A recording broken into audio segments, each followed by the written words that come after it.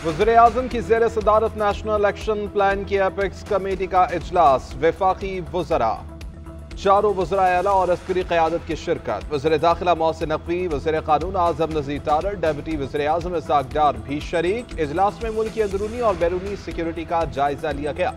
इजलास के शुरका को बॉर्डर सिक्योरिटी से मुतालिक ब्रीफिंग, नेशनल एक्शन प्लान पर अमल दरामद से मुतालिक जायजा रिपोर्ट भी एजेंडे में शामिल। चीनी बाशिंदों की सिक्योरिटी को मजीद फुल प्रूफ बनाने से मुतालिक इक़दामात भी ज़ेर बहस आए। गुज़श्ता रोज़ चीनी वफ़द ने अपने बाशिंदों की सिक्योरिटी पर जोर दिया था। चीनी वफ़द ने कहा था कि सरमायाकारी के लिए सिक्योरिटी को बेहतर बनाना होगा। वज़ीर दाखिला मोहसिन नकवी की ज़ेर सदारत वज़ारत दाखिला में इजलास, गैर मुल्कियों खुसूसन चीनी शहरियों की हिफाजत के लिए किए गए इक़दामात का जायजा लिया गया। मुल्क में सिक्योरिटी की मजमूई सूरत हाल पर भी गौर। मोहसिन नकवी का कहना था कि वज़ा करदा प्लान की हर सतह पर बाकायदा मॉनिटरिंग की जाए। मुल्क दुश्मन अनाज़िर के मज़मूम अज़ाइम खाक में मिलाने के लिए मुतल्लिका इदारे करीबी राब्ता रखें। सिक्योरिटी प्लान पर किसी किस्म की गफलत की गुंजाइश नहीं। लियू जांगचाओ, उन्होंने जो चीज बावर कराई है, क्लियरली उन्होंने लिखा है, security threats endanger future of CPEC, warns Chinese official. Internal stability must for any nation to develop, Chinese minister. CPEC मंसूबा पाकिस्तान की मईशत के लिए बहुत अहम है। चीन को सीपैक की सिक्योरिटी पर तहफ़्फ़ुज़ात हैं। उमर अयूब का कौमी असम्बली में इज़हार ख्याल, बोले कि इंटेलिजेंस की नाकामी का कौन जिम्मेदार है, पूछा जाए। मुल्क की मईशत इस वक्त बिखरी हुई है। पाकिस्तान की सालमियत के लिए सबको मिलकर काम करना होगा। गुज़िश्ता शब हमारे अरकान पार्लियामेंट पर मुकदमात दर्ज किए गए, इसकी मज़म्मत करते हैं। हमारे कारकुनान को पुरअमन एहतजाज के दौरान गिरफ्तार किया गया।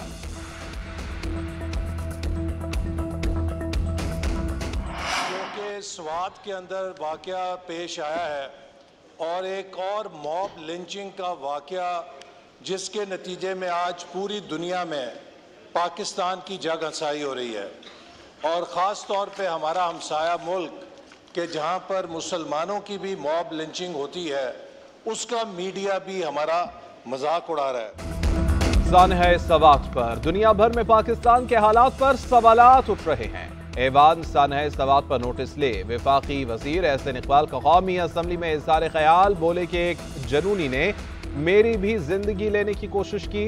दीन का नाम इस्तेमाल करते हुए रियासत के बुनियादी असूल पैरों तले रौंदे जा रहे हैं।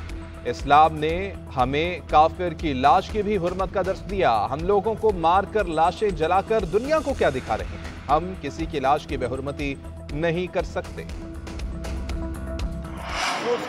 सारे पार्लियामेंटेरियन निकल रहे हैं सड़कों पे और वो एहतजाज करते रिहाई के लिए। जो खान साहब है, आज तक उनको इंसाफ नहीं मिला। इंसाफ देर से मिलना भी ना इंसाफी। तहरीक इंसाफ का अपोजिशन लीडर उमर अयूब की क़यादत में पार्लियामेंट हाउस के बाहर एहतजाज। पुलिस ने इलेक्शन कमीशन जाने वाले रास्ते बंद कर दिए। अरकान को इलेक्शन कमीशन के बाहर शारा दस्तूर पर रोक दिया गया।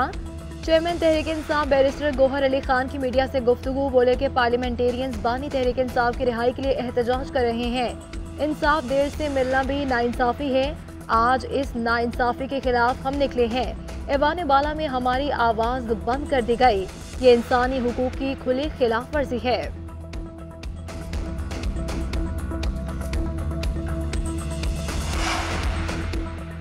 सेनेट की कायमा कमेटी ने शीरख्वार बच्चों के दूध के डिब्बे पर टैक्स मुस्तरद कर दिया। सेनेटर फारूक एच नाइक ने कहा कि शीरख्वार बच्चों के दूध के डिब्बे पर 18% सेल्स टैक्स न लगाया जाए। स्टेशनरी आइटम्स पर टैक्स खत्म होना चाहिए। हर चीज पर टैक्स लगा रहे हैं, गोरकुन पर भी टैक्स लगा दें। कराची में कब्र भी मुआवजा देकर मिलती है। शुक्र है IMF को इस बात का पता नहीं।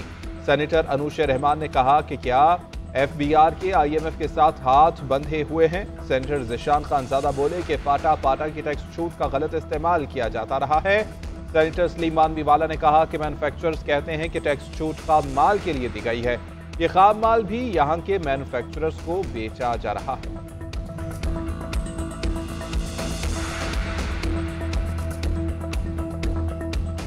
माशी एमरजेंसी को डिक्लेयर करना चाहिए और उस माशी एमरजेंसी को डिक्लेयर करने के बाद ये जो 78,000 अरब रुपए हम लोगों से मांगने जा रहे हैं, आवाम से, उससे पहले जरा पाकिस्तान के लीडरान वो पहल करें।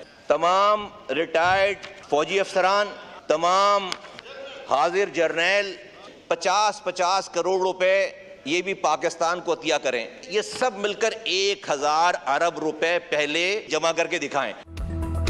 पाकिस्तान पर इस वक्त 88,942 अरब रुपए का कर्जा है। 88,000 अरब रुपए के हम कर्जदार हैं, जो इस वक्त पाकिस्तान का सबसे बड़ा मसला है। मुस्तफ़ा कमाल का कौमी असम्बली में इजहार ख्याल, कहते हैं पाकिस्तान में फाइनेंशियल इमरजेंसी डिक्लेयर की जाए। कर्जा इकट्ठा करने के लिए नवाज शरीफ, आसिफ अली जरदारी, बागी PTI, फजलुर रहमान समेत सियासी कायदीन पहल करे। हम अरकान पार्लियामेंट और फौजी जनरल्स कर्जा उतारने के लिए 1000 अरब रुपए दें। सब सियासी कायदीन अपने इजाफी घर अतिया करें।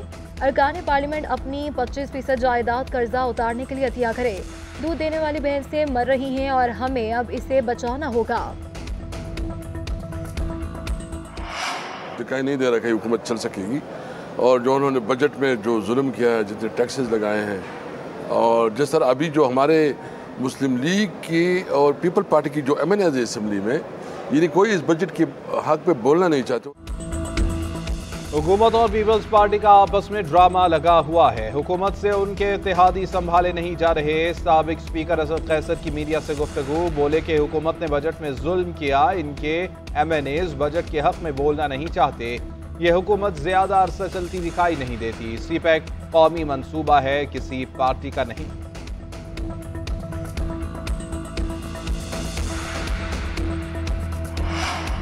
वज़ीर आला पंजाब मरियम नवाज शरीफ की ज़ेरे सदारत खुसूसी इजलास। सूबे भर में ईद उल अज़हा और दीगर इंतजामी अमूर के हवाले से मजमूई परफॉर्मेंस का जायजा लिया गया।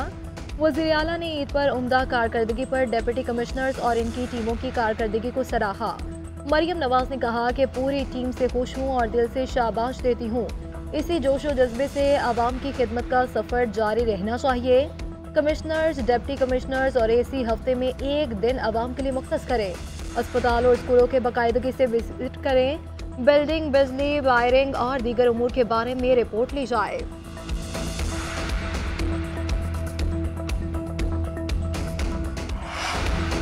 शहरियों का हुकूमत से गैर एलानिया लोड शेडिंग खत्म करने का मुतालबा। लाहौर, गुजरांवाला, कसूर, मुल्तान में भी बिजली की बंदिश से शहरी परेशान। पेशावर में शहरी इलाकों में 6 से 8 घंटे तक बिजली बंद। पेशावर के तमाम फीडर्स पर बिजली की फराहमी बहाल कर दी गई। पेस्को हुकाम के मुताबिक ओवरलोड और मुसलसल बिजली फराहमी के बाद रहमान बाबा ग्रिड स्टेशन से 25 फीडर्स की बिजली मुनक़ता हुई। 18 फीडर्स पर बिजली कल, 7 फीडर्स पर बिजली आज बहाल की गई। मुजाहिरीन की बार बार ग्रिड स्टेशन में घुसकर फीडर्स चालू कराने से फॉल्ट पैदा हुआ। मुल्क के बेशतर इलाकों में आज भी मौसम गर्म और खुश्क रहेगा। सिंध, पंजाब, खैबर पख्तूनख्वा और मुल्क के बालाई इलाकों में बादलों का राज। कई मकामात पर आंधी और बारिश का इम्कान। गुज़श्ता रोज सबसे ज्यादा गर्मी मुल्क के जनूब मगरबी साहिली इलाकों में पड़ी।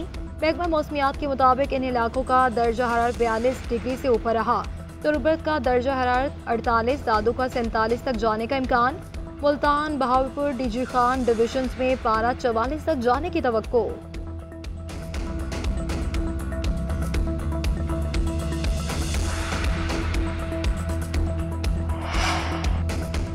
पंजाब के मुख्तलिफ शहरों में यंग डॉक्टर्स की हड़ताल जारी। कई शहरों में डॉक्टर्स का एहतजाज शिद्दत इख्तियार कर गया। लाहौर के मुख्तलिफ अस्पतालों में भी हड़ताल, मरीजों और लाहिकीन को शदीद मुश्किलात का सामना। फैसलाबाद में यंग डॉक्टर्स का OPDs को बंद करके एहतजाज। OPDs बंद होने पर मरीज और लाहिकीन को दुश्वारी। कई मरीज अस्पतालों की राहदारियों में धक्के खाने के बाद घरों को लौटने लगे। यंग डॉक्टर्स का वाकई की गैर जानिबदार इंक्वायरी, गिरफ्तार डॉक्टर्स और नर्सेस को रिहा करने का मुतालबा।